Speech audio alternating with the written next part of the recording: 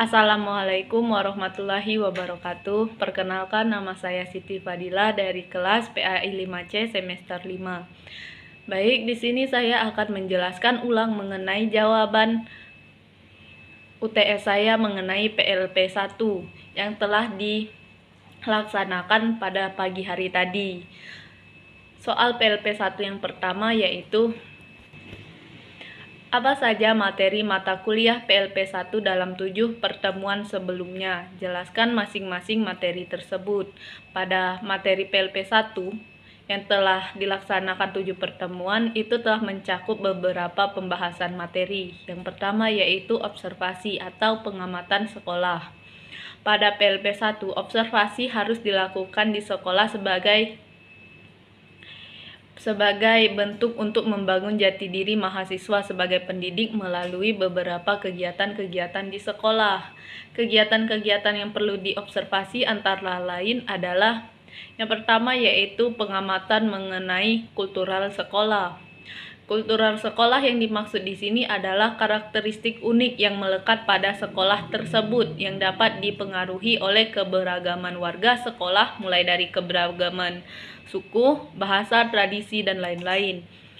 Kemudian ada pengamatan struktur organisasi dan tata kelola sekolah. Di sini hal yang perlu diamati yaitu struktur pembagian tata kelola sekolah, administrasi guru dan TU, susunan perangkat OSIS atau di madrasah disebut OSIM, dan lain-lain. Kemudian ada pengamatan peraturan dan tata tertib sekolah. Di sini hal yang perlu diamati berupa tata tertib warga sekolah itu harus dipatuhi oleh guru dan siswa, kemudian ada kode etik guru dan tata tertib siswa. Selanjutnya yaitu acara seremonial formal. Di sini acara tersebut dapat berupa yang pertama yaitu acara perpisahan siswa kelas akhir. Kemudian ada acara upacara 17 Agustus, upacara Hari Guru, dan lain-lain. Selanjutnya ada kokurikuler, ekstrakurikuler, dan kurikuler. Ini dapat berupa kegiatan belajar mengajar, kegiatan di luar pembelajaran seperti kepramukaan, PMR, dan paskibra. Kemudian yang keenam yaitu praktek positif. Itu dapat berupa kebiasaan menyalimi guru ketika bertemu dan berdoa sebelum belajar. Dan materi kedua yaitu perangkat pembelajaran. Perangkat pembelajaran adalah sarana dan peralatan beserta sumber yang disiapkan dalam pelaksanaan proses pembelajaran dengan tujuan untuk mencapai pembelajaran yang sesuai dengan profil pelajar Pancasila atau profil pelajar rahmatan lil alamin.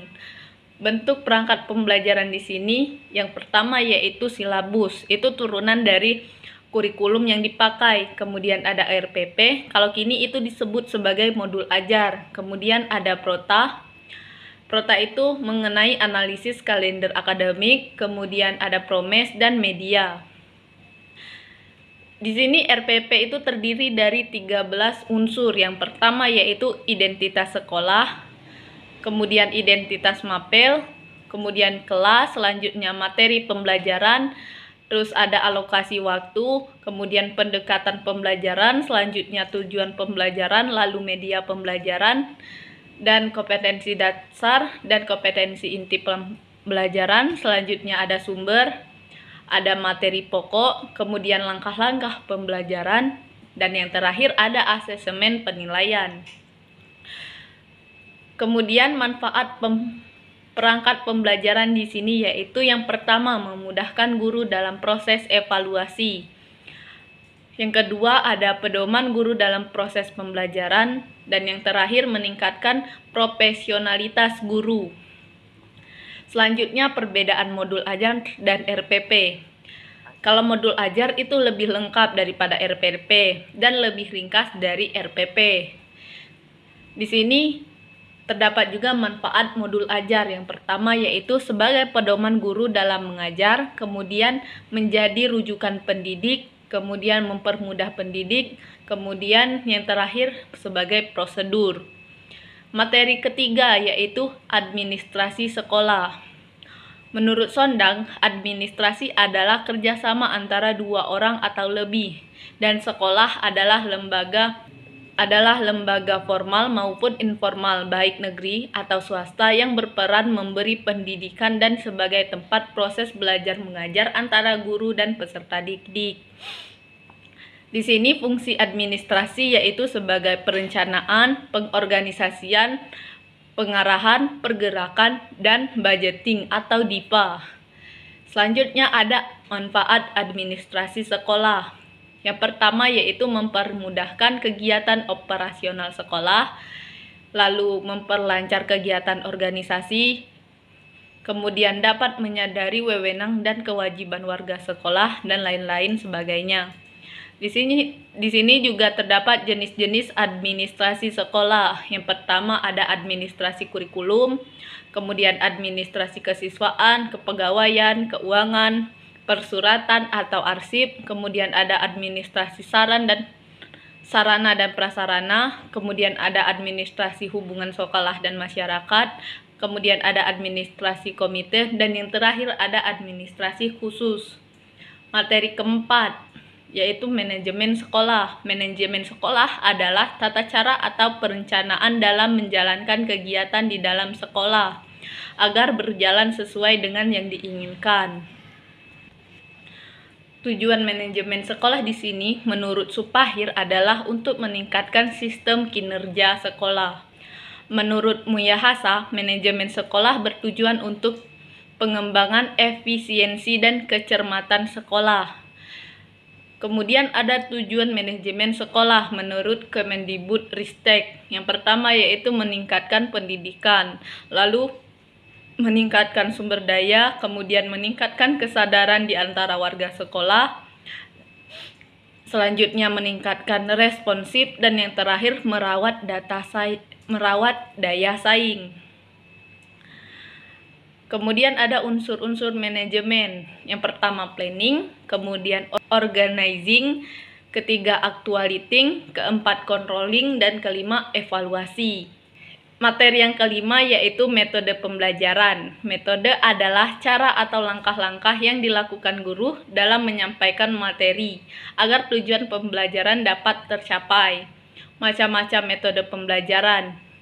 Yang pertama ada metode ceramah yang umum dipakai, kemudian ada metode diskusi, dan banyak metode lainnya. Materi keenam yaitu sarana dan prasarana. Menurut KBBI, sarana adalah segala sesuatu yang dipakai untuk mencapai tujuan yang diinginkan. Dalam artian sarana itu dapat dipindahkan, contohnya buku, pensil, meja, dan lain-lain. Sedangkan prasarana adalah fasilitas dasar untuk menjalankan fungsi madrasah. Prasarana di sini itu tidak bisa dipindahkan, contohnya lapangan, kelas, dan masjid. Kemudian ada tujuan sarana dan prasarana. Menurut Kemendikbud nomor 24 tahun 2007, tujuan sarana dan prasarana adalah untuk tercapainya tujuan pendidikan. Dan materi yang terakhir yaitu pertumbuhan dan perkembangan peserta didik, di mana pertumbuhan yang dimaksud di sini adalah hal berupa bertambahnya ukuran tubuh peserta didik yang berupa pertumbuhan fisik, contohnya bertambahnya tinggi badan. Sedangkan perkembangan yang dimaksud di sini adalah proses perubahan yang terjadi pada peserta didik berupa perubahan sikap. Kemudian soal yang kedua yaitu, menurut saudara, apa manfaat materi mata kuliah PLP 1 dalam 7 pertemuan sebelumnya dengan tugas Anda yang akan mengikuti asisten mengajar sebentar lagi? Jelaskan dengan alasan. Menurut saya, manfaat belajar materi PLP 1 selama 7 pertemuan, yang pertama yaitu manfaat belajar materi observasi.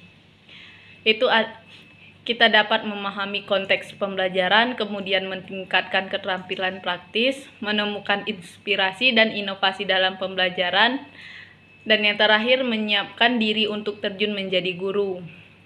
Manfaat dari materi Kedua yaitu materi perangkat pembelajaran. Itu kita dapat membuat perencanaan pembelajaran yang lebih efektif, kemudian dapat membuat inovasi agar meningkatkan keterlibatan siswa, lalu dapat membuat perangkat pembelajaran yang lebih menyenangkan, kemudian dapat meningkatkan evaluasi pembelajaran yang lebih objektif, dan yang terakhir itu dapat membuat perangkat pembelajaran agar lebih bermakna dan actuating. Kemudian manfaat dari materi ketiga yaitu administrasi sekolah. Yang pertama yaitu meningkatkan profesionalisme ketika mengajar, kemudian dapat meningkatkan kualitas pembelajaran. Terus yang terakhir dapat meningkatkan kerjasama yang lebih baik di antara warga sekolah.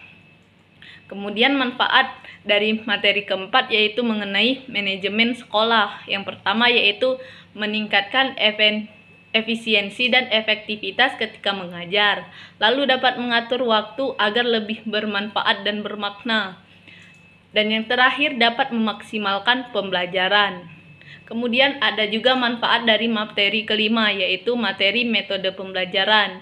Manfaat yang pertama yaitu meningkatkan kemampuan siswa dalam memahami materi, kemudian memudahkan guru dalam memberikan materi ajar, lalu dapat menyesuaikan dengan peserta didik, dan terakhir memberikan inovasi agar pembelajaran lebih menyenangkan. Kemudian ada juga manfaat dari sarana dan prasarana. Yang pertama yaitu dapat memanfaatkan sarana dan prasarana sekolah secara optimal. Kemudian dapat menyesuaikan metode yang dipakai dengan menggunakan sarana dan prasarana. Kemudian dapat menarik dan membantu siswa dalam memahami pembelajaran.